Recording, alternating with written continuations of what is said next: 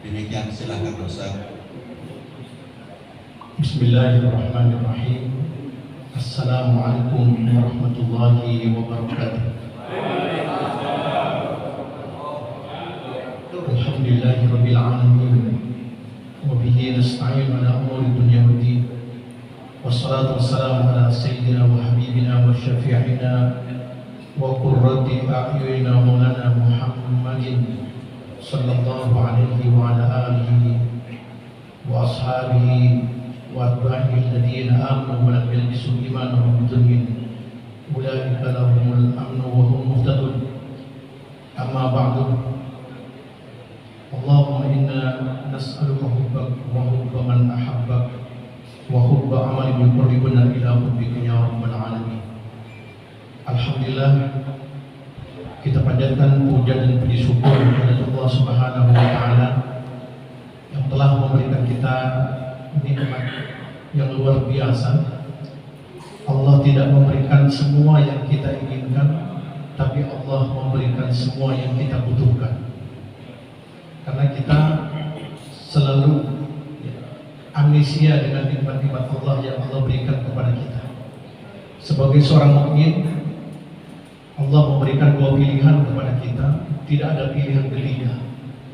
Yang pertama bersabar, yang kedua bersyukur. Ketika kita dikasih ujian oleh Allah, maka kita harus bersabar. Sampai kapan? Sampai nanti malaikat-malaikat Allah memanggil nama kita di depan pintu surga Allah Subhanahu wa taala. Ketika kita dikasih kenikmatan oleh Allah, maka bersyukur. Bersyukur ini jangan dibawa kepada paham materialisme. Bersyukur tidak menjanjikan kuantitas, tapi yang pasti bersyukur itu menjanjikan kualitas. Bapak Ibu yang Allah Subhanahu wa taala, terkadang musibah yang kita terima merasa tidak nyaman, merasa tidak tenang karena banyaknya keinginan-keinginan kita yang belum dikabul. Sehingga para ulama mengatakan kebahagiaan seseorang itu sejauh antara dirinya dan keinginan-keinginannya. Maka di sini Nuku Damah pernah mengatakan bahwa orang yang bersyukur kepada Allah, Allah akan berikan dua hal. Yang pertama, Allah bikin dia yang bersyukur ini memandang ringan dunia itu, tidak dibikin rumit. Kalau dalam bahasa hadisnya tulul amal, panjang angan-angan. Saking panjangnya angan-angannya, tersiksa batinnya. Yang kedua, ketika kita bersyukur kepada Allah, yang Allah janjikan kepada kita akan berikan kepada kita adalah semua kebutuhan kita. Apa yang kita butuhkan, Allah beri kemudahan. Mudah-mudahan kita termasuk hamba-hamba yang bersabar dan bersyukur. Bapak Ibu rahmati Allah Subhanahu wa taala, di antara kebahagiaan orang yang beriman adalah ketika dosa-dosa kita diampuni oleh Allah Subhanahu wa taala. Di masjid misalnya ada salah satu sahabat kita yang gak kita sukai, insya Allah gak terjadi di sini. Apa yang terjadi? Barangkali kita ngecek dia masuk lewat pintu mana, kita berusaha nggak masuk dari pintu yang sama. Di jalan biasanya berpapasan, mengambil arah jalan yang sama, yang satu ke kanan kita akan mengambil ke arah kiri. Ketemu di warung misalnya merasa tidak nyaman. Kenapa? Karena mungkin di antara kita merasa bersalah kepada dia. Bapak Ibu seperti Allah Subhanahu wa taala, begitu juga di rumah. Di rumah seorang istri sama suami, ketika ada kesalahan-kesalahan terjadi percekcokan rumah tangga, ada ketidakharmonisan. Kadang misalnya suaminya berada di bawah, istrinya lagi di atas, punya kesibukan yang berbeda. Kadang ngelirik lagi, suaminya keluar kemana, nanti dia keluar kemana. Biasanya begitu kan Bapak Ibu. Makanya ini analogi sederhana.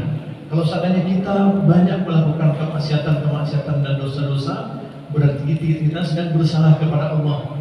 Kalau sudah bersalah kepada Allah, ketika dia tidak bertaubat kepadanya, tidak beristighfar kepadanya, maka dimanapun kita merasa tidak nyaman, merasa tidak tenang. Bapak Ibu yang kami muliakan, insya Allah tema kita pada pagi hari ini kita akan membahas tentang qurrata a'yun yang tertunda. Saat kita sibuk mendidik anak, tapi lupa membenahi diri. Ayah bunda semuanya, Bapak Ibu yang dirahmati Allah Subhanahu wa taala, kita bersyukur kepada Allah. Allah kasih kita karunia seorang anak. Walaupun ada di antara kita mungkin masih belum berkeluarga, belum punya suami, belum punya istri, sedang sabar menunggu anak, insya Allah mudah-mudahan Allah segera berikan anak yang soleh-solehan. Allah datangkan jodoh yang soleh-solehan. Karena di antara nikmat yang Allah berikan kepada kita surganya Allah bagi orang-orang yang ridho dengan pemberian Allah Subhanahu wa taala. Anak adalah kenikmatan terbesar dalam hidup. Rumah yang ada celoteh anak terasa hangat dan penuh kehidupan. Berbeda dengan rumah yang sepi. Anak bukan sekedar urusan biologis, melainkan amanah besar dari Allah yang disertai konsekuensi, kewajiban dan komitmen yang harus dipenuhi. Setiap orang tua akan diminta pertanggungjawaban kelak di akhirat tentang bagaimana mereka mendidik dan memperlakukan anak-anaknya. Dalam sebuah hadis ayah bunda yang kami cintai, Rasulullah menyampaikan kullu mauludin yuladu al-fitrah fa abawahu yuhawwidanihi aw yunassiranihi aw yumajjisanihi. Setiap bayi yang lahir itu lahir dalam keadaan suci. Sebagian ulama menafsirkan fitrah adalah Islam. Jadi setiap anak yang lahir dalam keadaan muslim, siapapun bayinya itu lahir dari orang tua siapapun, itu dalam keadaan fitrah. Fitrah ada yang mengartikan suci, ada yang mengartikan Islam. Jadi dia lahir dalam keadaan muslim. Fa'abawahu yuhawwidani, maka kedua orang tuanya yang bikin dia menjadi Yahudi. Au yunassiranihi, au menjadikan anak yang lahir ini menjadi Nasrani. Au yumajjisanihi, atau menjadikan anak ini menjadi orang yang majusi, menyembah api misalnya. Masya Allah. Jadi ini penting sekali kenapa Nabi menyampaikan demikian. Anak-anak kita tergantung bagaimana orang tuanya. Dididik menjadi seorang muslim, seorang Nasrani, seorang Yahudi, seorang majusi, itu tergantung bagaimana orang tuanya. Makanya di sini jangan sampai ketika kita dikasih amanah oleh Allah, titipan dari Allah berupa anak, jangan sampai kita salah menerima amanah itu dan terjadilah apa yang tidak diinginkan seperti disampaikan dalam hadis tadi.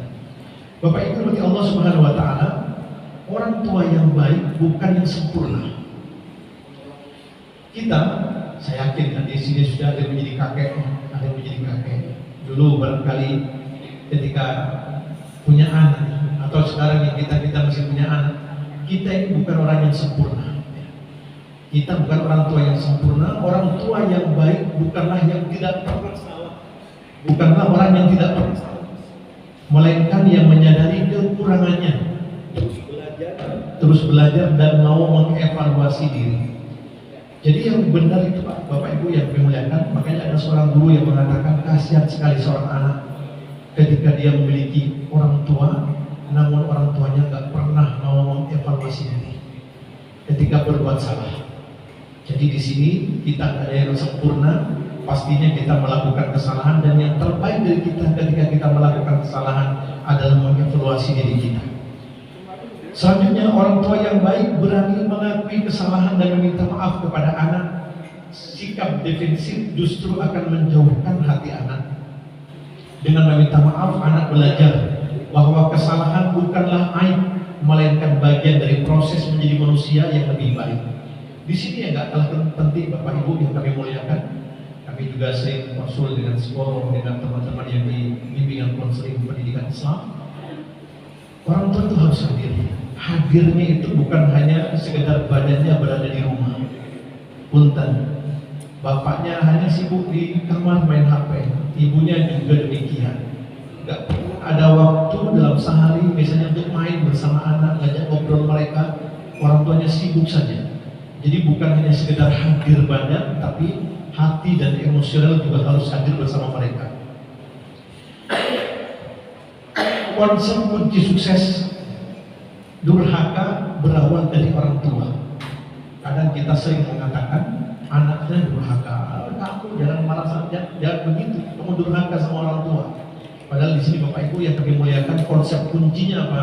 Durhaka berawal dari orang tua. Kenapa anak-anak kita misalnya naudzubillah min dzalik, gagal dalam berbakti kepada kedua orang tuanya, banyak faktor Bapak Ibu. Banyak faktor. Namun di sini akan disampaikan durhaka itu berawal dari orang tua.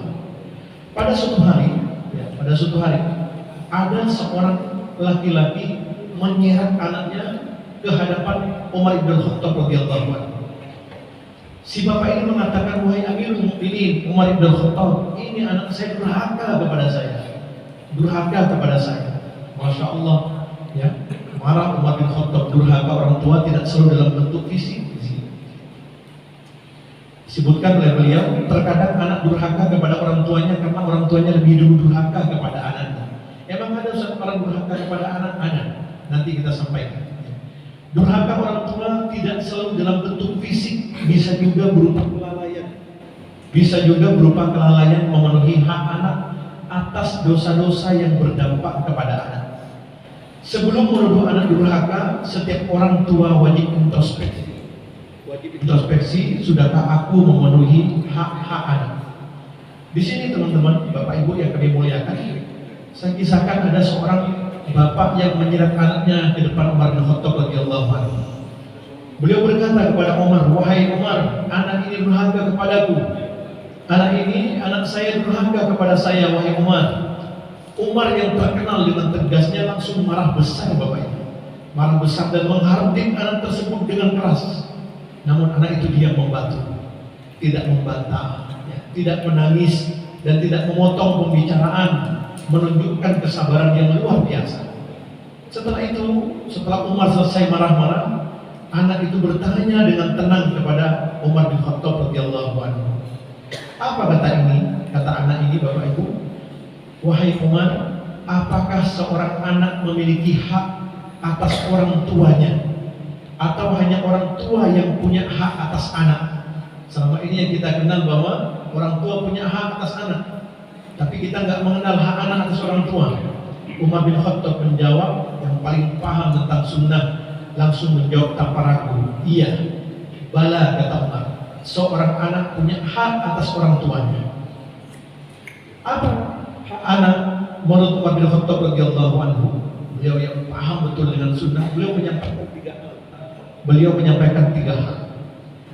Yang pertama, tiga hak anak menurut Umar bin Khattab radhiyallahu anhu. Yang pertama, anak berhak diberi ibu yang beriman. Jadi anak berhak diberi ibu yang beriman, bukan ibu yang musyrik atau penyembah api. Karena ibu adalah madrasah pertama bagi anak. Madrasah pertama bagi anak.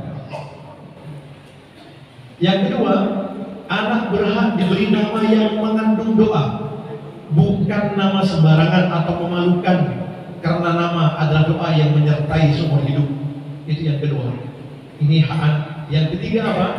Anak berhak diajari huruf Al-Quran, diajari ngaji, diajari ilmu agama. Ini kewajiban dasar orang tua, jangan diserahkan sepenuhnya ke guru atau sekolah. Di sini ayah bunda yang kami muliakan, anak itu menjawab ketika Umar bin Khattab memaparkan tiga hak anak yang wajib dipenuhi oleh orang tua. Anak ini menjawab dengan lantang. Apa kata beliau? Wahai Umar, ibuku seorang majusi, penyembah api. Namaku Ja'lan, tanpa ada doa di dalamnya, Ja'lan. Kalau seandainya terbuat dari Z, ya, orang Betawi biasanya Z itu jadi jim, jadi apa ya? Misalnya Ja'lan, gitu ya. Ja'lan. Kalau Z itu Za'lan, maka artinya apa? Pemarah. Kalau Ja'lan, dia membuat sesuatu, tidak ada unsur doanya di dalamnya. Terus yang ketiga, bapakku tidak pernah mengajariku satu huruf dari Al-Quran. Jadi bapaknya nggak pernah ngajarin Quran. Jadi tiga-tiganya tidak dipenuhi. Tiga-tiganya tidak dipenuhi oleh bapak tersebut. Ibunya seorang majusi, namanya tidak mengandung doa, dan yang ketiga apa? Nggak pernah diajarin agama. Di sini ayah bunda yang kami cintai.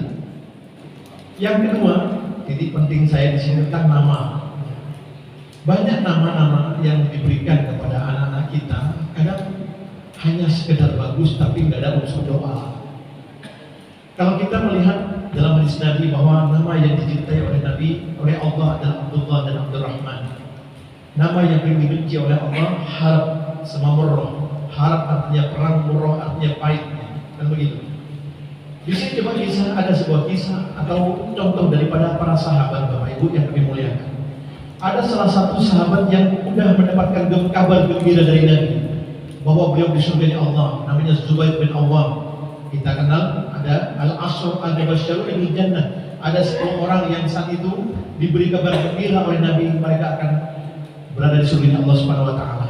Yang pertama yang siapa tokohnya? Misalnya Zubair bin Awwam. Zubair bin Awwam, ayah bunda yang kami muliakan, beliau tuh anak-anaknya Zubair bin Awwam, anak laki-lakinya semuanya tokoh-tokoh penting dalam Islam. Mereka para syuhada. Siapa contohnya Ustaz? Ada Abdullah bin Zubair. Abdullah bin Zubair. Beliau ngikutin siapa? Namanya Abdullah bin Jahsh, seorang sahabat Nabi yang gugur dalam perang. Diikutin namanya sama Zubair bin Awwam. Salah satu anaknya juga namanya Urwah bin Zubair. Siapa Urwah ini? Oh, ternyata tokoh seorang sahabat yang gugur di medan tempur. Namanya Urwah bin Mas'ud. Jadi ibarat kata kita nama-nama anak-anak kita ngikutin pahlawan-pahlawan. Misalnya dikasih nama Ahmad Yani, misalnya dikasih nama Pangeran Diponegoro, dikasih nama siapa misalnya tokoh-tokoh Muslim kita, ya, tokoh-tokoh Muslim yang menjadi pahlawan-pahlawan dalam Islam. Itu contohnya. Jadi Zubair bin Awwam, sahabat Nabi, anak-anaknya dikasih nama para syuhada. Ada yang lain lagi, Pak. Di antara 10 orang yang masuk surga, yang dikasih kabar gembira sama Nabi masuk surga, ada namanya Tolha bin Ubaidillah. Anak-anaknya Pak dikasih nama-nama Nabi. Ada namanya Yakub bin Tolha, ada namanya Ishaq bin Tolha, ada namanya Yusuf bin Tolha, dan seterusnya. Oleh karena itu ini penting nanti kalau seandainya adik-adik masih remaja atau mau berkeluarga punya anak, kasih nama-nama yang mengandung doa atau ngambil nama-nama Nabi, nama-nama sahabat. Kemudian Bapak Ibu Allah Subhanahu wa taala, setelah anak itu curhat kepada Umar bahwa 3 hak tadi nggak terpenuhi sama orang tuanya, Umar berbalik marah kepada sang bapak dan berkata, coba perhatikan perkataan Umar, kamu durhaka kepada anakmu jauh sebelum anakmu durhaka kepadamu hari ini. Jadi seorang khalifah tidak segan membela hak anak di depan bapak yang zalim. Inilah keajaran Islam. Jadi bapaknya Pak yang zalim di sini, bukan anaknya. Jadi 3 hal itu harus dipenuhi, insya Allah ya. Anak kita dilahirkan oleh ibu-ibu muslimah, insya Allah.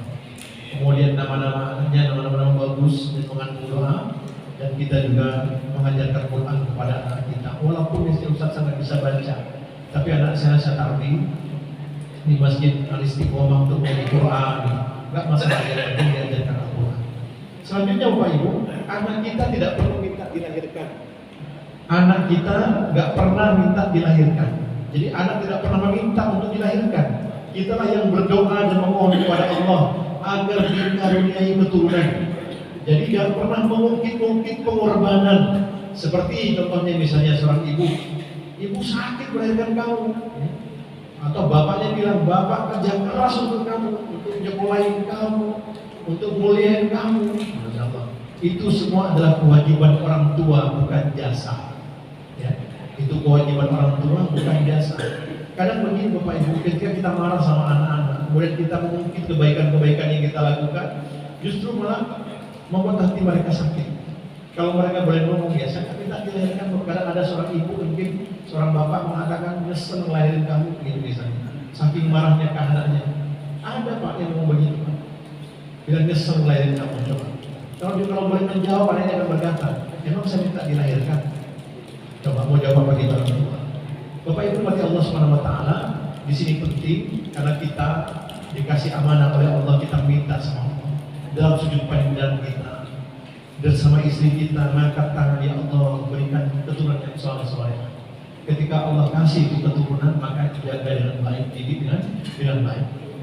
Kemudian jangan pernah mengungkit-ungkit, tadi sudah selesai. Kemudian menyebut-nyebut kewajiban hanya akan menjatuhkan hati anak, bukan mendekatkannya. Jadi nggak usah dipikir, itu kewajiban. Bapak Ibu yang kami muliakan, Ustaz, kita butuh dong Ustaz sebagai orang tua, anak kita berbakti kepada kita.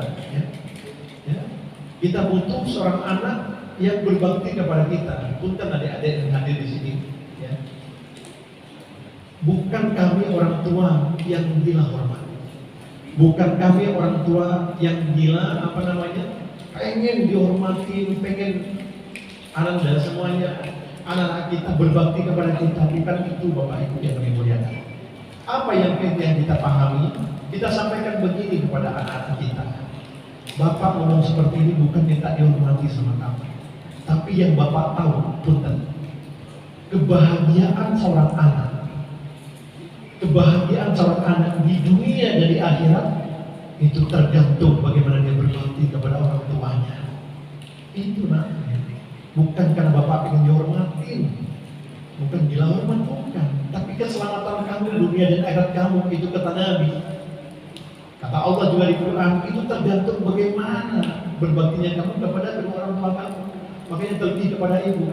Saya bisa, mungkin kita marah Pak, ketika anak mengangkat suara sama kita, angkat suara. Tapi kalau anak kita angkat suara kepada ibunya, saya tegur Pak, jangan angkat suara depan ibu kamu. Bisa jadi gara-gara kamu membentak ibu kamu itu ada 1000 kebaikan di masa depan kamu dihapus oleh Allah gara-gara kamu durhaka kepada orang tua kamu. Kita sampaikan begitu Bapak Ibu yang kami muliakan. Kemudian jangan pernah mungkin. Selanjutnya, hukum kausalitas. Allah menetapkan hukum sebab akibat dalam kehidupan. Apa yang orang tua tanam itulah yang akan mereka tuai dari anak-anaknya. Jangan menjadi orang tua yang manipulatif, ingin anak soleh dan hafal Quran, tetapi orang tua sendiri tidak pernah membaca Quran di rumah.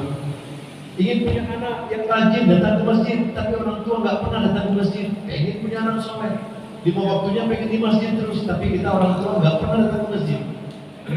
Pengen anak yang hafal Quran, rajin baca Quran, tapi kita masya Allah di rumah nggak ada suara Quran. Jangankan suara orang tua, MP3-nya aja nggak disetel di rumah. Padahal kemarin ketika khutbah Jumat juga disampaikan bahwa Quran, rumah yang tidak membacakan Quran di dalamnya seperti rumah kuburan. Maka dada yang tidak ada Quran di dalamnya seperti dada kuburan.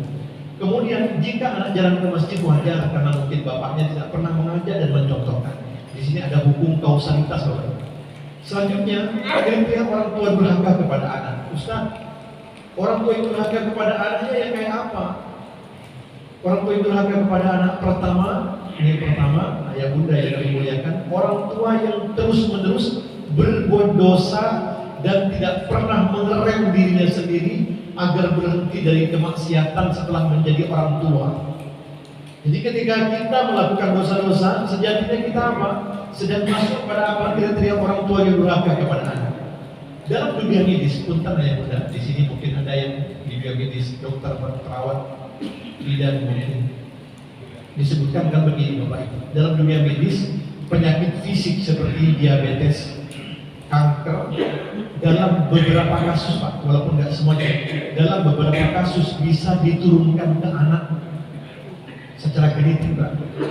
Maka dosa dan maksiat sebagai penyakit hati juga pasti berdampak ke anak. Jadi jangan heran, Ustaz, saya aman, saya nggak ada penyakit-penyakit seperti jantung, diabetes, kanker misalnya, TBC nggak ada, aman saya Ustaz. Tapi hati kita aman kan? Kalau seandainya hati nggak aman, itu juga bisa nular sama anak. Makanya orang yang nggak percaya, Ustaz, masa iya sih? Saya nggak percaya sama yang kedua ini. Tapi yang pertama percaya, yang pertama aja penyakit fisik bisa nular, apalagi penyakit hati. Mereka adalah darah kandung kita, darah daging kita. Yang kedua, Bapak Ibu yang Allah, yang pertama tadi apa? Masih melakukan dosa. Perbuatan dosa yang dilakukan oleh orang tua itu durhaka kepada anak. Ada 2 waktu Bapak Ibu. Ada 2 waktu kita ini harus menekan rem dosa. Kata para ulama ini, kalau sudah sampai waktu ini Pak, ibarat kita berada di samping tebing, maka mobil kita harus direm supaya tidak jatuh. Ada 2 tempat kata para ulama, di mana 2 tempat ini harus kita rem Pak, dari dosa. Kita sebagai seorang anak, dan kita juga walaupun sudah tua, ini kita sebagai seorang anak, kita punya orang tua yang sudah meninggal dunia. Waktu pertama apa? Setelah orang tua kita meninggal dunia, setelah mereka di liang lahat, satu-satunya yang bisa menolong mereka adalah doa dari anak yang soleh. Jika setelah orang tua wafat, kita masih bermaksiat, dengan riba, zina, ghibah dan sebagainya, maka doa kita terhalang. Kasihan orang tua kita dikubur yang menunggu doa-doa dari anaknya. Jadi ya kita nih bapak-bapak yang sudah gak ada orang tua, kita udah gak punya emak, kita gak pernah punya bapak, atau salah satunya gak ada, berhenti Pak di sini. Berhenti dari kemaksiatan. Karena apa? Kita suka berbuat maksiat, kita ngangkat tangan kita, ya Allah ampuni dosa-dosa bapak ibuku yang di alam kubur sana. Tapi kita masih berbuat dosa itu gak nyampe Pak, terhalang doa kita. Karena kita suka berbuat maksiat. Kriteria anak soleh, orang soleh gimana? Kriteria soleh itu ketika kebaikan kita lebih dominan daripada kejahatan kita. Yang kedua, ketika kita sudah meninggalkan dosa-dosa besar pada perjalanan hidup kita. Itu Pak, waktu pertama apa? Ketika bapak ibu kita sudah meninggal dunia, maka stop dari perbuatan dosa.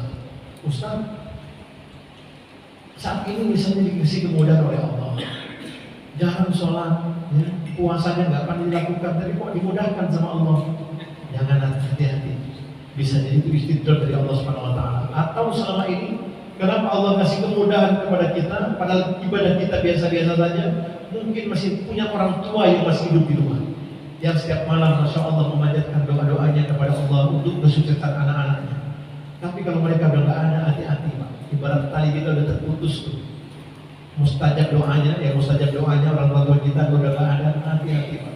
Harus benar-benar usaha sendiri memperbaiki diri. Yang kedua, kita harus mengerem dosa kapan? Setelah kita memiliki anak.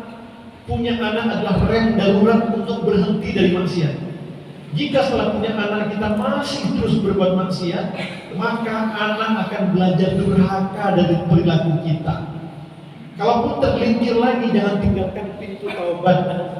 Kalaupun tergelincir lagi, jangan tinggalkan pintu taubat. Perbanyak istighfar dan jangan pernah merasa paling benar. Ini Pak. Jadi yang kedua, setelah kita miliki anak itu harus kita rem. Karena ini efek. Allah berfirman dalam Al-Quran. Di sini disebutkan sehingga apabila dia telah dewasa, ini surat Al-Ahqaf ayat 15. Sehingga apabila dia telah dewasa dan umurnya sampai 40 tahun, ia berdoa, ya Tuhanku, tunjukilah aku untuk mensyukuri nikmat Engkau yang telah Engkau berikan kepadaku dan kepada ibu bapakku, dan supaya aku dapat berbuat amal yang soleh yang Engkau ridhoi. Berilah kebaikan kepadaku dan dengan memberi kebaikan kepada anak cucuku. Punten Pak itu. Di sini doa kita diminta apa? Nih kalau sudah 40 tahun ke atas nih, kita sudah punya anak. Doanya apa? Itu bersyukur kepada Allah. Ngadoain orang tua. Sama apa di situ? Doa kebaikan buat anak cucu Pak. Orang tua tidak hanya mendoakan dirinya sendiri, tapi juga mendoakan kebaikan untuk anak cucunya. Ini menunjukkan betapa pentingnya doa orang tua. Ini Quran yang ngomong. Di Al-Ahqaf ayat 15. Setelah ayat tersebut, apa bunyi kalimatnya? Kalau diterjemahkan ke dalam bahasa Indonesia, setelah memohon kebaikan untuk anak cucu, Allah tidak mengajarkan aku bersedekah, aku sholat. Tapi apa? Ayat kelanjutan ayat di surat Al-Ahqaf ayat 15, ini tubtu, sungguh aku bertaubat. Sesungguhnya aku bertaubat kepada Engkau dan sesungguhnya aku termasuk orang-orang yang berserah diri. Ini pesan yang jelas dari Quran kepada kita. Apa pesannya?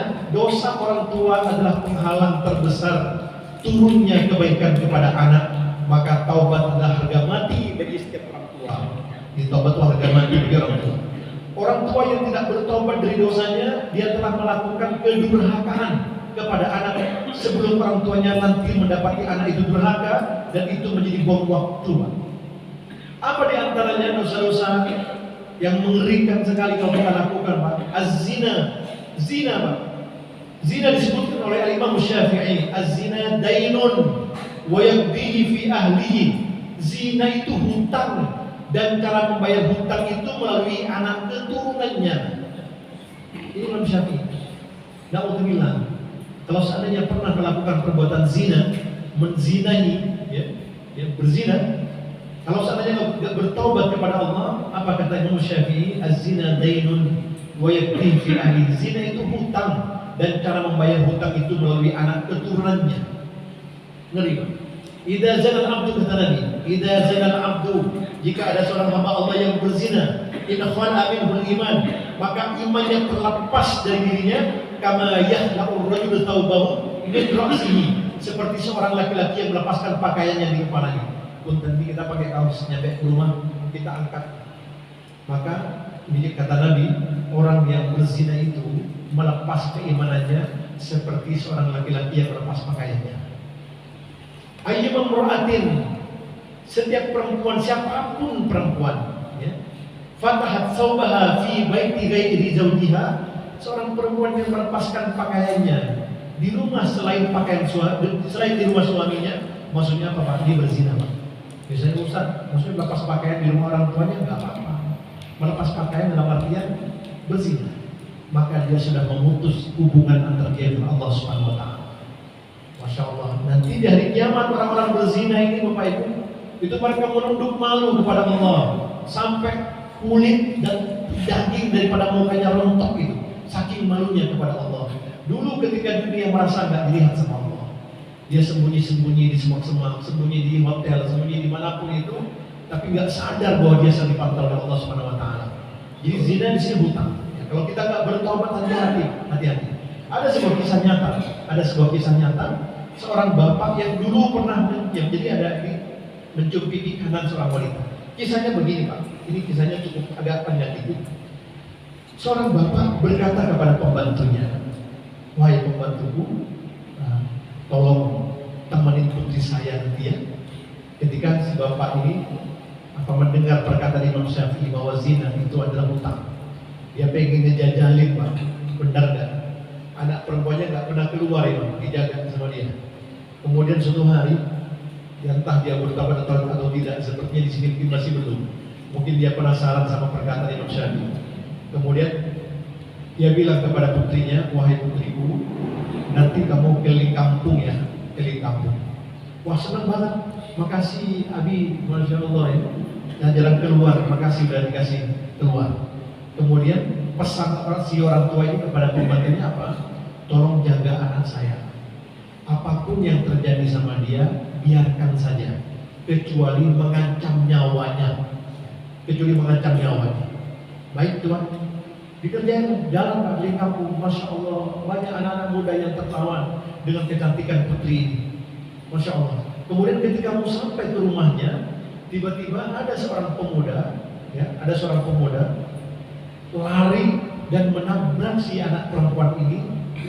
Bukan nabrak biasa Pak, tapi mencium anak perempuan ini, ditabrak ya kan, sambil menciumnya dan kabur. Si pembantu ini pengen mengejar pelaku itu. Si pemuda tersebut yang lari pengen dikejar sama si pembantu, tapi dia ingat pesan majikannya apa? Kalau tidak mengancam nyawanya, udah biarin saja. Sesampainya di rumah, ditanya sama orang tuanya, apa yang terjadi tadi di perjalanan? Ya Tuhan, ketika kami keliling kampung, Masya Allah, orang-orang pemuda-pemuda tertawa dengan kecantikan putri Anda. Tapi ada yang aneh Tuhan. Ketika mau masuk ke rumah ini, di depan sana ada seorang laki-laki yang tiba-tiba nabrak dan mencium putri Anda. Tahu nggak pertanyaan bapaknya apa? Apanya yang dicium? Pipinya. Sebelah mana? Sebelah kanan. Tiba-tiba dia teringat dengan masa lalunya. Dulu ketika dia masih muda melakukan hal yang sama, mencium anak perempuan orang, ya, mencium anak perempuan orang dan di pipinya sebelah kanan, persis seperti yang dia lakukan kepada perempuan ketika dia masih muda, dan itu dilakukan terjadi kepada putrinya dicium orang juga. Ini contoh pun Pak. Ini contoh. Ini bukan zina secara biologis, itu baru yang mendekati zina seperti itu Pak. Itu ngefek Pak. Itu pelajarannya sendiri. Jadi ada kisah nyata tadi. Kemudian kriteria orang tua durhaka kepada anak. Apa kriterianya? Yang kedua Pak. Kalau yang pertama tadi apa? Kriteria orang tua yang durhaka kepada anak masih suka berbuat dosa. Itu hati-hati. Karena itu kita termasuk orang tua yang durhaka. Yang kedua apa? Ketidakharmonisan suami istri. Ketidakharmonisan suami istri. Orang tua yang sering bertengkar di depan anak telah mendurhakai anak dengan merampas haknya atas ketenangan. Anak yang sering melihat orang tuanya bertengkar akan tumbuh dengan luka batin yang dalam, bahkan sampai dewasa dan memiliki anak sendiri. Yang ketiga, banyak anak sulit memaafkan orang tua bukan karena pendendam, bukan Pak, tetapi karena lukanya terlalu dalam dan tidak pernah diakui. Contohnya gini Pak, bagaimana seorang anak akan hormat kepada ibunya ketika ibunya suka menjatuhkan suaminya di depan anak-anaknya? Padahal si anak tahu si bapak ini kerja banting tulang tiap hari untuk nyekolahin dia, ya, untuk membelikan kebutuhan dia. Loh, emaknya kenapa ngejelekin bapaknya di depan putranya? Atau sebaliknya, masya Allah, ya kan? Bapaknya suka menjelekan ibunya di depan anak-anaknya, sehingga bingung tuh anak, mau protes bagaimana? Mau ke emak ngejelekin bapak, mau ke bapak ngejelekin ibu, gitu kan? Mungkin bisa bilang begini, apa sih kurangnya bapak nak? Bapak itu sudah ngerawat kamu, bapak sudah nyari nafkah buat kamu, bapak sudah ngedidik kamu dengan baik. Apa sih kurangnya bapak? Gak sadar pak, bisa jadi pak, bapak memang tidak kurang sama saya. Tapi yang kurang adalah bapak suka membuat ibu yang saya sayangi meneteskan air mata. Ya. Seorang ibu mengatakan kepada anak, kamu itu sudah saya rawat dari kecil, masya Allah saya susui, saya timang-timang. Apa sih kurangnya mama sama kamu? Masya Allah, gak ada yang kurang pak. Tapi ketaatan seorang ibu kepada suami tidak dia berikan contoh kepada anak-anaknya. Ini penting pak, ini penting. Makanya dalam doa kita apa?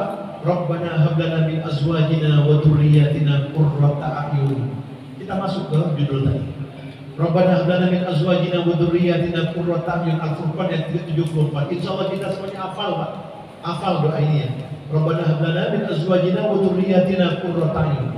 Ya Tuhan kami, berikanlah kepada kami pasangan-pasangan kami dan keturunan kami yang qurrata a'yun, sedap dipandang mata, akhlaknya bagus, budi pekertinya bagus, tutur katanya bagus pak. Ya. Wa ja'alna lil muttaqina imama, dan jadikanlah kami pemimpin bagi orang-orang yang bertakwa. Di sini maknanya apa? Mustahil anak menjadi penyejuk mata jika orang tuanya sendiri tidak saling menjadi penyejuk mata. Siapa yang disebutin pertama kali dalam doa?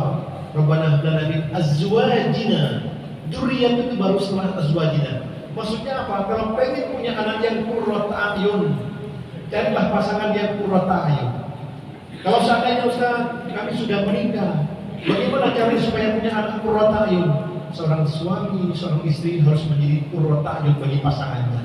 Maka insya Allah akan melahirkan anak-anak yang qurrata a'yun. Pertanyaannya, selama ini kita di depan anak-anak kita menjadi sosok yang seperti apa? Menjadi sosok yang qurrata a'yun atau seperti petir yang berada di rumah kita misalnya, sehingga anak tidak betah. Karena begini pak, punten, kan disebutkan baiti jannati, rumahku surgaku, rumahku surga. Ada yang mengatakan kalimat ini kurang pas. Kurang pasnya kenapa? Baitun itu artinya rumah pak ya. Dalam kata rumah itu ada dua dalam bahasa Arab. Mungkin teman-teman guru yang hadir di sini ada. Rumah itu bisa berarti baitun, yang kedua sakanun. Baitun rumah, sakanun juga rumah. As-sakan, tempat tinggal. Apa artinya? Maksudnya apa? Baitun itu pak dari kata bata, yang itu bermalam, tempat tidur, tempat kita bermalam. Jadi kalau kita mabit ya, mabit di mana? Di masjid mana ya? Tinggal di rumah kita, bermalam di rumah, tidur di rumah kita, namanya baitun, tempat tidur kita. Tapi sakanun, tempat tinggal yang menenangkan, tempat tinggal yang menenangkan. Makanya rumah kita sudah menjadi sakan atau hanya, karena setiap bait itu belum tentu jadi sakan, tapi setiap sakan insya Allah dia jadi bait. Ya, makanya jangan heran pak kalau anak-anak sekarang lebih senang di PS di luar sana. Gitu. Kenapa? Merasa tidak tenang berada di rumah, nggak nyaman berada di rumah. Makanya di sini disebutkan jika orang tua tidak harmonis, jangan harap anak menjadi qurrata a'yun, karena tidak memberikan keteladanan kepada anak kita. Makanya konsep di Quran itu kalau pengen menjadi anak-anak yang bertakwa, menjadi pemimpin orang-orang yang bertakwa, syaratnya apa? Kita suami istri harus menjadi qurrata a'yun di depan anak kita. Kasihnya kisah nyata pak. Ada seorang ibu usia 60 tahun pak. Dia kena penyakit apa? Anxiety pak, dan panik attack. Mungkin teman-teman pasti paham ya tentang penyakit mental seperti mental illness, namanya apa? Anxiety dan panic attack-nya. Penyebabnya apa? Bukan ekonomi pak, bukan masalah dengan suaminya, bukan, melainkan kenangan masa kecil. Kenangan masa kecil.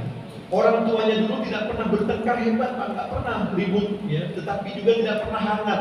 Mereka tinggal satu rumah namun dingin dan hampir tidak berkomunikasi.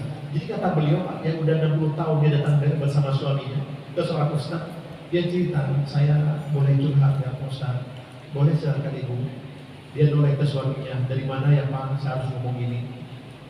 Ceritakan aja Pak, ceritanya. Iya Ustaz, dulu saya dari kecil Ustaz, dari SD, SMP, SMA sampai kuliah, saya tidak pernah melihat kehangatan dalam rumah tangga saya. Bapak ibu saya Ustaz, ya, bapak sama ibu nggak pernah hangat di rumah, tidak berantem hebat, tapi kayak diem-dieman. Kalau jalan di mobil misalnya, udah nyampe, ibu saya di belakang, bapak saya di depan, udah turun. Ketika turun, bisa nggak ada obrolan. Di rumah juga nggak ada obrolan, sangat galit sekali, galit sekali. Sehingga anak ini merasa apa? Kok begini ya orang tua? Ya kan? Yang terjadi Pak, makanya teman-teman yang ngerti tentang mental illness, kadang pola pengasuhan yang salah ketika kecil itu baru terasa ketika dewasa. Ibarat kata bapak ibunya punya hutang pengasuhan kepada anak, punya hutang pengasuhan kepada anak. Ini terjadi Pak seperti ini. Dan saya beberapa kali mengantar seorang ibu, ya kan, ke psikolog, ya. Nampak di depannya hubungannya harmonis dengan suaminya, keluarganya, tapi ternyata memiliki masa lalu yang luar biasa, suka dipukul, macam-macam sama orang tuanya. Sehingga apa? Anxiety ini tetap ada. Ini contohnya. Ini luka itu membekas puluhan tahun, bahkan setelah orang tuanya meninggal. Pelajarannya apa? Apa yang terjadi di rumah saat anak kecil akan membekas seumur hidup, akan membekas seumur hidup. Makanya bagaimana supaya harmonis Ustaz? Bagaimana supaya harmonis menjadi qurratu a'yun di pandangan anak-anak kita? Caranya apa kata para ulama? Harus iktisab. Ibu harus iktisab. Bapak juga iktisab. Apa iktisab Ustaz? Di malam hari sebelum tidur kita angkat tangan kepada Allah. Ya Allah, hari ini aku sudah membantu. Saya telah membantu anak-anak saya, membantu suami saya, menyiapkan makanannya, menyiapkan dia mau berangkat ke kantor. Ya Allah, jadikan apa yang saya lakukan sebagai apa? Sebagai rahmat yang kau turunkan kepada aku. Ya Allah, tukar Pak, namanya iktisab itu. Menukar apa yang sudah kita lakukan kepada Allah. Andaikan terjadi hal yang mengecewakan, kita sudah minta kepada Allah untuk ditukar dengan rahmat Allah Subhanahu wa taala. Jadi pandai-pandai kita beriktisab. Si suami juga iktisab di malam hari, ya. Sebelum tidur kita angkat tangan, ya Allah, saya sudah membantu istri saya, membantu anak saya sudah menafkahi mereka. Tolong ya Allah, berikan rahmat kepada aku. Jadi minta begitu Pak, tawassul dengan amal soleh. Masya Allah, ini perlu kita lakukan. Itu namanya iktisab, ya. Iktisab. Baik, selanjutnya pernah begini Pak, karena kalau sudah ridho, ya, Ustaz, bagaimana caranya qurratu a'yun? Seorang suami yang qurratu a'yun seperti apa Ustaz? Ciri-cirinya, suami yang qurratu a'yun apa? Ciri-cirinya ketika dia mengatakan kepada istrinya, misalnya, Dek, aku ridho kepadamu, aku ikhlas dan ridho kepadamu. Dia ridho dengan apa yang dilakukan istri, kebaikan yang dilakukan istri, dia ridho, maka istri senang Pak. Terus kemudian ciri-ciri yang istri yang qurratu a'yun seperti apa? Istrinya sadar bahwa surganya dia berada daripada apa? Di keridhaan suaminya. Masya Allah. Jadi banyak para sadar. Yang satu ridho, yang kedua apa? Senang mendapatkan ridho suami karena jalan surganya berada di suami. Ketika mendapatkan ridho dari suami. Kalau sudah ridho, sering ridho depan suami istri Pak, insya Allah dia menjadi qurratu a'yun dan nular kepada anak-anaknya. Kemudian selanjutnya ada yang curhat begini, Ustaz, anak saya yang pertama nakal banget Ustaz, sedangkan anak yang kedua soleh. Kok bisa beda Ustaz? Padahal lahir dari rahim yang sama. Niscaya bertanya begini, bagaimana hubungan kamu dengan suamimu saat mengandung anak pertama dan kedua? Ditanya Pak, beda hasilnya, padahal pabriknya sama. Yang pertama nakal, badung, kalau bahasa teman-teman kan. Yang kedua apa? Pintar, soleh, alim Pak. Ini apa bedanya? Saya balik bertanya, bagaimana hubunganmu dengan suamimu saat mengandung anak pertama dan kedua? Wanita ini menjawab, dulu ketika lahir anak pertama, ketika hamil, kami suka berantem, kami suka ribut sama suami, ya. Sama istrinya suka berantem Pak. Setelah ngaji Ustaz, datang ke masjid ikut kajian-kajian istiqomah, gitu kan. Alhamdulillah kami harmonis. Maka lahirlah anak yang kedua. Saya berkata, itulah jawabannya. Kedudukan suami di hati istri dan sebaliknya itulah yang mempengaruhi kualitas anak kita. Ya. Adab berselisih. Di mana Ustaz kalau seandainya berselisih suami istri? Ini sebagai penutup dari saya. Adab pertama apa? Jangan pernah dalam kondisi apapun menceritakan keburukan pasangan suami atau istri kepada anak-anak. Biarkan anak tetap memandang baik ayah dan ibunya meskipun di antara kalian sedang ada masalah. Yang bilang, iya tuh bapakmu begini buat masalah menjelekan depan anaknya. Atau ibunya bilang, atau si suami bilang, makmu tuh begini, dijelekin istrinya di depan anak-anaknya. Gak boleh Pak, tidak ada pertama. Kalau seandainya ada selisih, gak boleh ditampakkan depan anak. Yang kedua, jangan pernah bertengkar di depan anak. Jika pertengkaran tidak bisa dihindari, maka selesaikan di tempat dan waktu yang tidak terlihat atau terdengar oleh anak. Kamar tidur misalnya, yang tertutup ini biar terbaik. Ada ketiga apa? Ketika terjadi perselisihan antara suami istri, ada ketiga apa? Jika terlanjur terjadi pertengkaran di depan anak, udah kadung ikut di depan anak, Pak. Udah kadung berantem di depan anak, atau anak sudah melihat dan mendengar kemarahan atau kesalahan kalian, maka jangan biarkan luka itu mengering begitu saja. Segera minta maaf kepada anak. Contoh maafnya gimana? Punten Pak, ini ada di depan. Bagaimana caranya? Kita nyampaikan kepada anak kita. Nah, adek, misalnya abang, maafin ayah ya, maafin bunda ya. Tadi kami bertengkar di depan kamu. Padahal itu tidak boleh. Ayah, bunda sedang belajar untuk menjadi lebih baik. Doain ayah dan bunda ya nak. Itu Pak. Jangan sampai Pak kita berantem depan anak udah dibiarkan begitu saja, mengering begitu saja. Itu membekas Pak. Tapi apa yang kita lakukan? Minta maaf. Kenapa minta maaf ini penting? Karena anak butuh ketenangan, bukan kemenangan orang tua. Anak butuh rasa aman, bukan rasa takut. Anak butuh contoh bahwa kesalahan bisa diperbaiki, bukan ditutup-tutupi dan dibiarkan begitu saja. Walaupun memori anak tentang pertengkaran yang mereka lihat tidak akan bisa dihapus sepenuhnya, setidaknya dengan permintaan maaf yang tulus dari orang tua, beban psikologis anak akan berkurang dan anak belajar bahwa tidak ada manusia yang sempurna, termasuk bapak ibunya. Semua orang bisa salah dan semua orang bisa berubah menjadi lebih baik. Ingat, ketika suami dan istri bertengkar, ada hati ketiga yang terluka, yaitu hati anak-anak yang melihat dan mendengar. Jangan biarkan luka itu terus menganga tanpa ada upaya penyembuhan. Jadi bapak ibu yang kami muliakan, ini ada pesan-pesan ya kan, tapi udah tersampaikan tadi, pesan buat para istri, pesan buat para suami. Kesimpulannya apa? Jangan terburu-buru menuduh anak durhaka. Bisa jadi orang tua lah yang terlebih dahulu durhaka melalui dosa yang tidak dihentikan atau ketidakharmonisan rumah tangga. Yang kedua, anak tidak pernah minta dilahirkan, hukum kausalitas berlaku. Apa yang ditanam itu yang dituai. Dan yang terakhir, kunci menjadi orang tua yang tidak durhaka apa? Bertobat dari dosa, harmonis dengan pasangan, dan memberi ketenangan, bukan luka yang kita berikan. Mungkin itu saja yang dapat disampaikan. Terlebihnya mohon maaf yang sebesar-besarnya. Mudah-mudahan kita semuanya menjadi pasangan yang qurrata a'yun. Amin. Anak-anak kita juga menjadi qurrata a'yun. Anak-anak keturunan kita sampai ila yaumil qiyamah, ya. Mudah-mudahan menjadi anak yang soleh solehah. Amin ya rabbal alamin. Al-Fatihah. A'udzu billahi minasyaitonir rajim. Bismillahirrahmanirrahim. Alhamdulillahirabbil alamin arrahmanir rahim maliki yaumiddin. Iyyaka na'budu wa iyyaka nasta'in. Ihdinas siratal mustaqim. Siratal ladzina an'amta 'alaihim ghairil maghdubi 'alaihim waladdallin. Amin ya rabbal alamin. Rabbana hab lana min azwajina wa dhurriyyatina qurrata a'yun waj'alna lil muttaqina imama. Allahumma ij'al jam'ana hadza jam'an mubarakan marhuman wa tafarraqna min ba'dihi tafarruqan maqsuman maymuna wa la taj'al fina wa la ma'ana syaqiyyan wa la mahruman. Amin ya rabbal alamin. Bapak Ibu, demikian yang dapat disampaikan. Kurang lebihnya mohon maaf yang sebesar-besarnya. Jazakumullahu khairan. Wassalamualaikum warahmatullahi wabarakatuh. Alhamdulillah, terima kasih Pak Ustadz yang telah memberikan nasihat kepada kami sebagai orang tua dalam rangka mendidik anak-anak keturunannya. Baik Bapak-bapak dan Ibu yang akan bertanya, kami persilakan. Satu.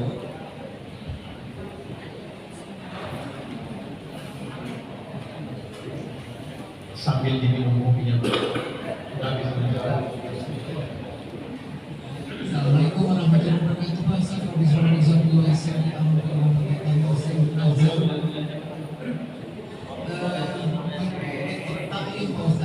Ternyata di Al-Quran juga kan dikasih petunjuk buat kita Ustaz. Pada surat Al-Furqan 74 dan As-Sajdah ayat 17, di mana kita minta untuk jadikan imam bagi penyejuk, bagi istri dan anak kita, untuk penyejuk hati kita gitu Pak Ustaz. Sebetulnya doa apa lagi Pak Ustaz selain itu dua itu? Kita juga butuh kiat-kiat untuk supaya kita jadi penyejuk hati dan penyejuk mata dari orang tua kita. Itu saja. Assalamualaikum warahmatullahi wabarakatuh. Waalaikumsalam. Ini pertanyaan menarik Pak. Dari pertanyaan ini saya ingat sesuatu. Guru saya pernah cerita begini. Ini kan tadi ditanya doa apa saja, saya tadi disampaikan. Ada seorang teman di kampung yang sama. Di kampung yang sama, misalnya agak bangun bersama ya. Tumbuh di kampung yang sama, kemudian sekolahnya di tempat yang sama, kuliah di tempat yang sama, dan pernikahan mereka berdua di temenan di kampung ini hampir sama-sama punya anak. Cuman salah satu di antara mereka anaknya susah diajak sholat Pak, susah diajak sholat. Kok nggak sholat disuruh ke masjid, susah diajak sama bapaknya ke masjid nggak mau gitu kan? Ada apa gitu? Ketika dia mau marah-marah sama anaknya, dia rem Pak. Dia keluar main ke rumah sahabatnya, sahabat yang satu kampung, satu sekolah, ya, cuma beda pekerjaan saja. Dia main ke rumah temannya. Saat itu masuk waktu sholat, temannya ini bilang sama anaknya, Dek, yuk siap-siap ya ke masjid. Iya Pak, berangkat duluan ya Pak, berangkat ke masjid. Temannya ini yang susah ngurus anaknya untuk sholat, dia penasaran, dia tanya sama temannya, itu gimana caranya antum ya? Anak antum kok mudah banget disuruh ke masjid, anak saya susah banget disuruh ke masjid. Amalan apa yang antum lakukan supaya anak kita tuh mudah ke masjid? Apa kata si temannya ini? Amalan apa ya? Saya tidak punya amalan khusus sih sebenarnya. Coba kamu ingat lagi. Pasti ini ada sesuatu yang kamu amalkan sehingga kamu punya anak mudah sekali diajak ke masjid. Paling ini aja yang saya lakukan. Sejak istri saya hamil, saya tidak pernah meninggalkan doanya Nabi Ibrahim. Apa doanya Nabi Ibrahim? Rabbi ja'alni muqima shalah wa min dzurriyyati. Ya Allah, jadikan aku hamba-Mu yang rajin sholat dan jadikan juga keturunanku juga rajin sholat. Itu Pak doanya. Makanya Bunda, ayah semuanya itu doa yang ditinggal. Lebih nanti mungkin sholat dan silakan baca. Pokoknya doa yang terbaik buat anak-anak kita. Bahasa Quran juga boleh, ya kan? Bahasa apapun itu juga boleh.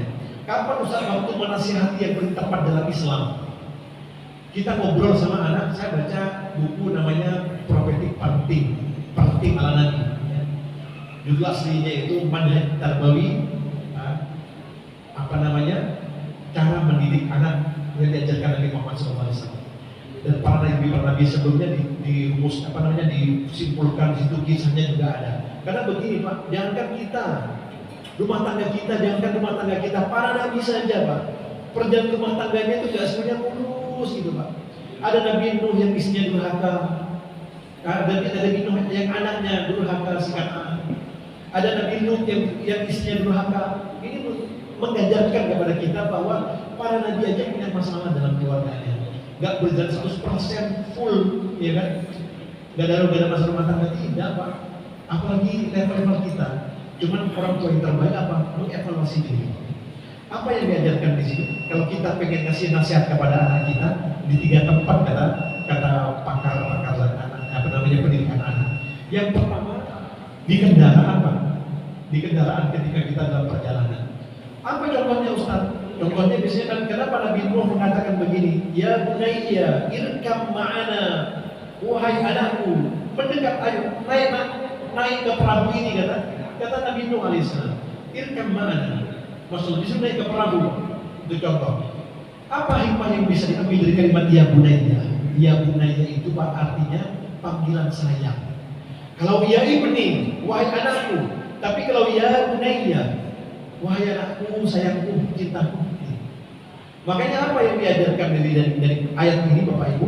Semarah apapun kita sama anak, sedurhaka apapun anak kita kepada kita, jangan sampai panggilan namanya panggilan kotor.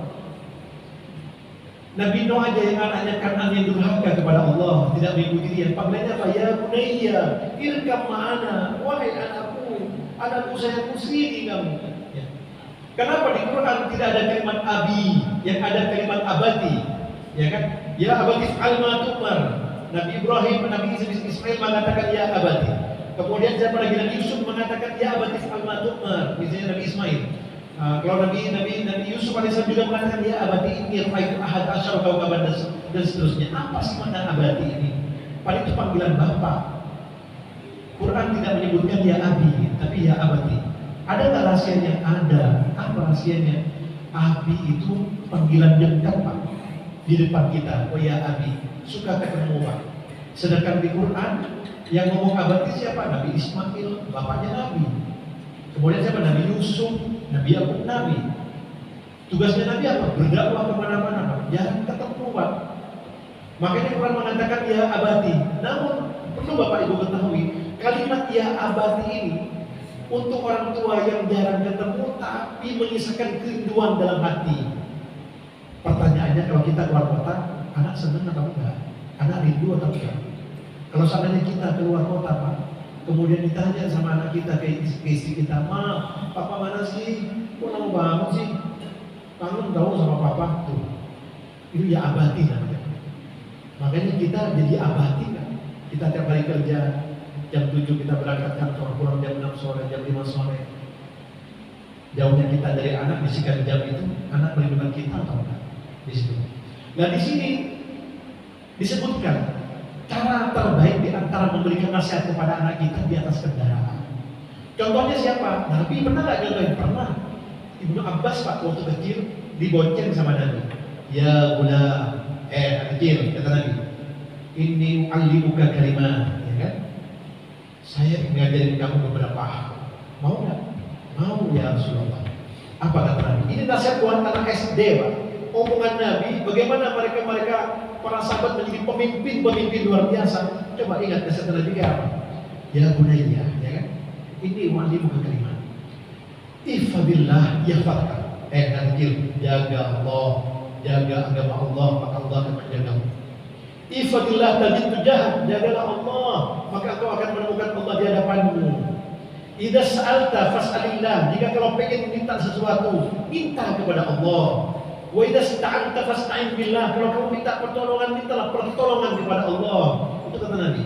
Kalau seandainya orang umat manusia berkumpul untuk memberikan manfaat kepadamu, itu gak akan terjadi kecuali itu ditakdirkan oleh Allah buat kamu. Ketika orang-orang umat manusia pengen memberikan mudarat kepadamu, pengen memberikan bahaya kepadamu, itu juga tidak akan terjadi kecuali Allah takdirkan kepadamu. Ya, itu kata Nabi. Buat anak kecil, Pak. Apa lagi kata Nabi? Innan nasra as-sabr, ketahuilah anak kecil, kemenangan itu bersama orang yang sabar. Wal farq ma'al karb, dan kunci permasalahan itu akan bersama apa? Kesuksesan itu bersama apa? Kesulitan-kesulitan. Ta'arraf Allah fil raha, ya'rifka bisyiddah. Kenalin Allah. Kenalan kamu sama Allah. Ketika Allah kasih kemudahan kepada kamu, maka Allah akan kenal sama kamu ketika kamu lagi dalam keadaan sulit, kata Nabi. Itu contoh Pak. Itu nasihat Nabi orang kecil Pak. Makanya luar biasa. Para pemuda luar biasa ini panjang kalau kita bicara tentang pemuda tentang Al-Quran. Bagaimana Quran mengatakan fata, ya kan? Sampai sahabat-sahabat Nabi itu pemuda semuanya Pak.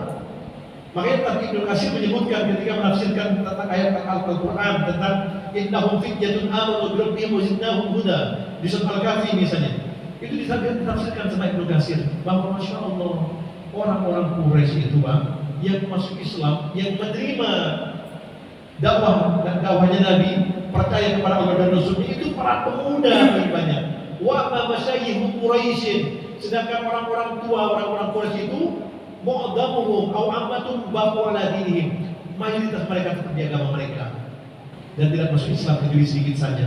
Contoh Pak, 10 orang yang masuk surga semua sama-sama Nabi disebutkan al-asyru al-mubasysyirun bil jannah. Yang pertama Abu Bakar, Umar, Utsman, Ali, Tolha bin Ubaidillah, Sa'ad bin Abi Waqqas, Abdurrahman bin Auf, Sa'id bin Zaid. Kemudian siapa lagi? Ada Abu Ubaidah bin Jarrah dan Zubair bin Awwam.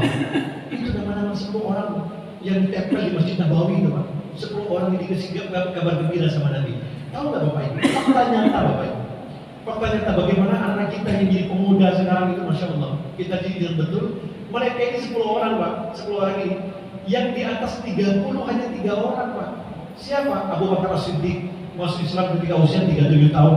Ada yang mengatakan 38 tahun. Yang kedua, Abdurrahman bin Auf. Di usia masuk Islam, dia usia 34 tahun. Yang ketiga, siapa? Zubair bin Awwam. Ketika beliau masuk Islam. Mohon maaf ya. Utsman bin Affan. Usianya 34 tahun ketika masuk Islam. Kemudian Abu Bakar bin berapa? 37, 38. Kemudian siapa satu lagi? Abdurrahman bin Auf. Umurnya 30 tahun ketika masuk Islam. Sisanya, Pak. Sisanya yang berapa orang? 7 orang ini, Pak. Itu di bawah 30 tahun. Di bawah 30 tahun, Pak. Malah nih, 5 orang di antara mereka itu di bawah 20 tahun, Pak. Ali bin Abi Thalib masuk Islam 12 tahun. Zubair bin Awwam 15 tahun. Masih muda-muda semuanya. Itu pemimpin dalam Islam. Maksudnya nggak jauh-jauh dari mereka. Dia para sahabat Nabi. Jumlah sahabat Nabi berapa? 120.000 orang. Yang menjadi pemimpin di semua bidang berapa orang? 2.000 orang. Jadi bandingannya berapa? Bandingannya 1/100 bisa jadi, Pak. Ya. Makanya Nabi pernah mengatakan innan nas kal ibil mi'ah. Manusia itu ibarat 100 onta, ya kan? La tajidu fiha rahila. Hampir kamu tidak menemukan di antara 100 onta itu yang layak dijadikan rahila. Makanya pemimpin itu, Pak, Masya Allah itu benar-benar penyaring betul. Onta itu kan kumpul karena ada 100 onta. 100 onta yang layak menjadi rahila itu satu, Pak. Apa usaha rahila? Rahila itu onta yang sanggup dalam jarak jauh. Yang kedua, tahan dengan panasnya padang pasir. Yang ketiga, mampu membawa beban yang berat. Itu namanya rahila.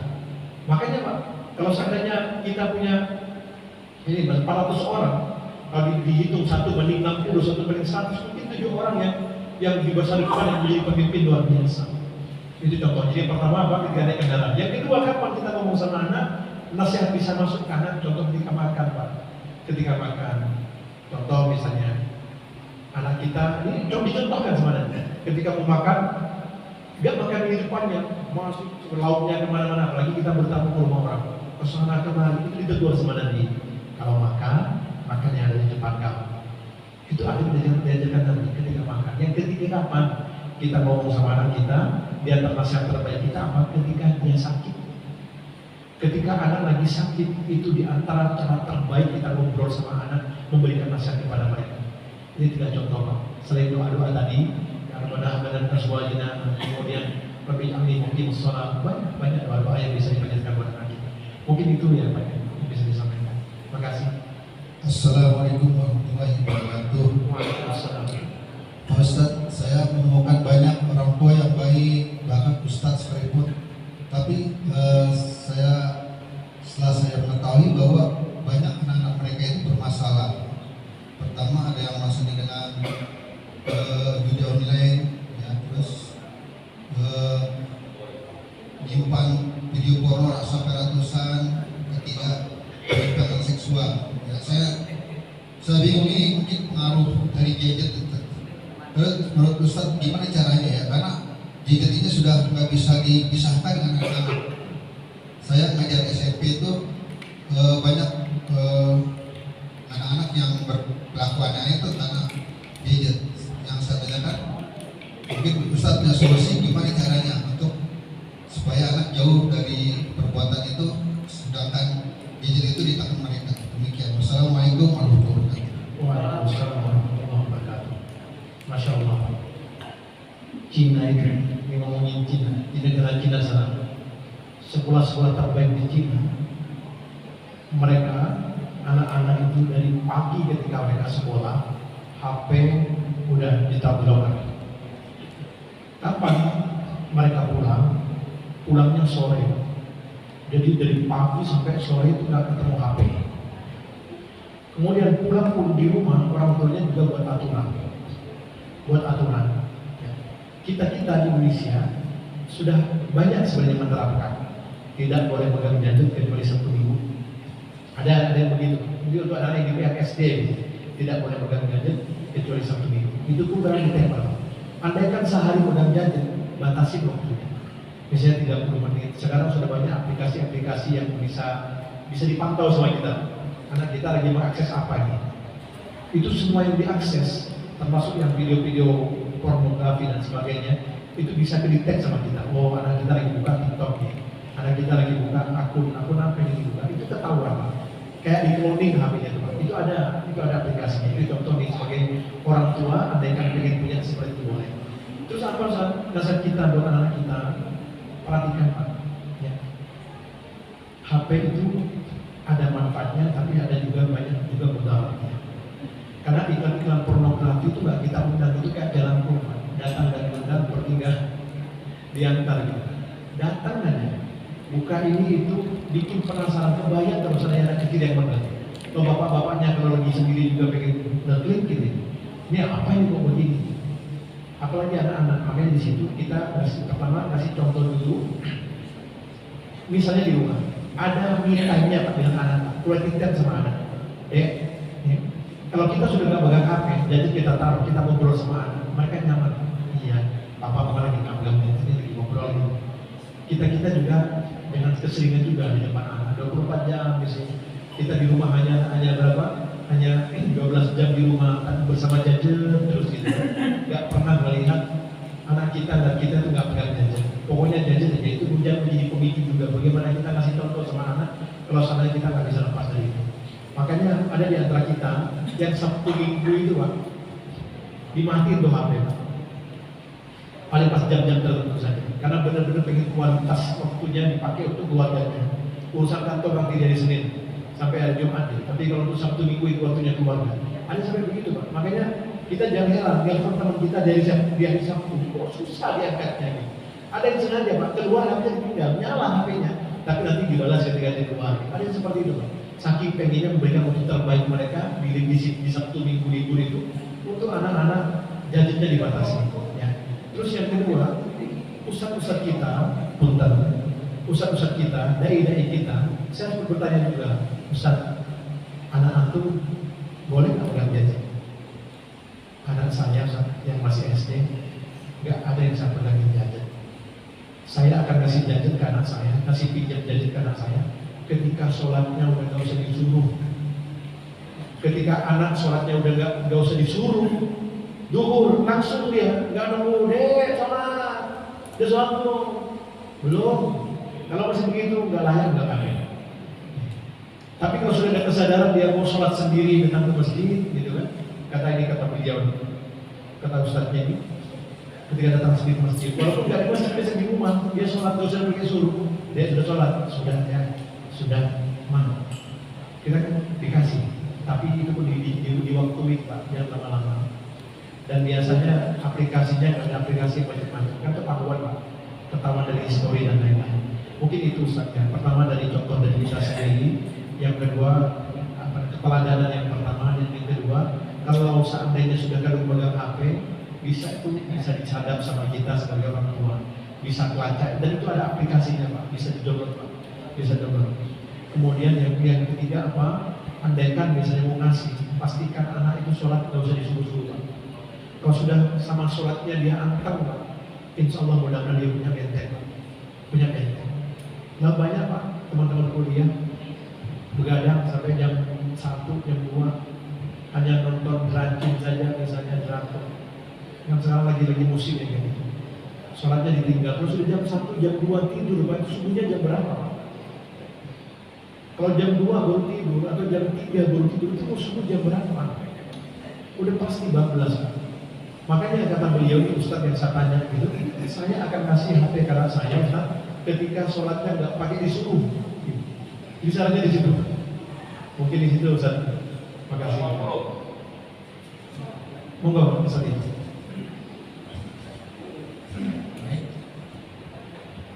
Baik, selanjutnya mungkin ibu ada yang mau bertanya. Ini Ustaz di depan.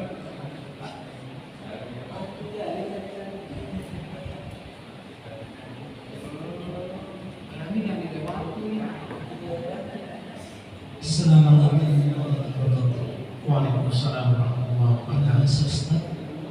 Mas, hari ini bersyukur memang juga dari dulu bidang yang saya alami bagaimana mendidik anak yang sholat.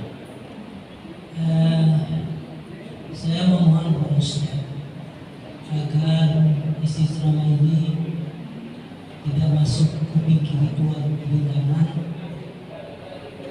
Izinkan kami untuk di-share dan untuk PDF Ustaz, agar kita sebarkan melalui pengurus ke grup WA kita, dan grup kita berjumlah 100 orang lebih Ustaz. Mudah-mudahan itu berguna. Dan itu aja permintaan saya. Terima kasih atas izin Ustaz. Terima kasih. Assalamualaikum warahmatullahi wabarakatuh. Waalaikumsalam warahmatullahi wabarakatuh. Nanti materinya saya share ke Ustaz Imam ya, ke Pak Imam bisa share. Atau ada nomor TKN nanti saya kirim, saya minta nomornya nanti saya kirim. Terima kasih Ustaz. Baik, terima kasih Pak Ustaz atas tausiah pada pagi ini. Semoga Allah selalu memberkati kehidupan Pak Ustaz beserta keluarga dan juga kita yang ada di depan ini. Baiklah, marilah kita tutup kajian pada pagi ini dengan membaca hamdalah dan doa kepada Tuhan. Baiklah, majelis. Alhamdulillahirabbil alamin. Subhanallahumma wa bihamdika asyhadu an la ilaha illa anta astaghfiruka wa atubu ilaik. Wassalamualaikum warahmatullahi wabarakatuh.